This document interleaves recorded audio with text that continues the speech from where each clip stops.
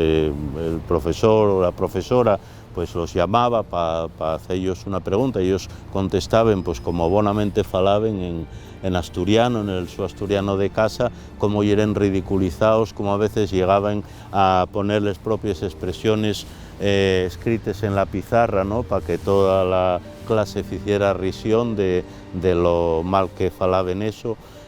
Había un maestro que me tocó ya en la escuela de Sama, no voy a decir el nombre, pero vamos, era un fascista conocido y una persona muy religiosa además, porque que siempre iba a misa a diario, no sé qué, y había un rapacín en concreto al que martirizaba constantemente, ¿no? Porque era un neno que falaba muy asturiano, además falaba y era casín, iba a ser ahí pasama, y falaba, decía dixo, baxó, no sé qué y tal, y lo tenía completamente martirizado, ¿no? Y una vez la madre de este neno, que era así bastante echada para adelante, un día presentóse ahí en la escuela, en clase, abrió para allá, dijo buenos días y dijo ya al profesor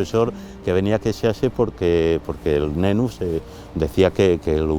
se burlaban del profesor en clase y que cómo era eso y tal. Y este profesor, y dijo, y además la señora esta, que era muy plantada, dijo, sí, porque usted, que es tan católico, dice, parece que tiene muy poca caridad con los nenos para reírse de ellos y tal. Y dice, y el profesor, eso delante de todos los nenos, dice, mire señora, fíjese usted, si soy católico, que me dedico por vocación a este oficio de ejercer las obras de misericordia, la de enseñar al que no sabe. Y yo tengo, si usted no sabe enseñar a su hijo a hablar, y decía,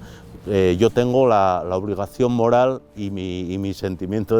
católico de enseñarle a hablar bien, ¿no? Y por eso me pagan además, y con lo cual humilló a la madre y al fiu, ¿no?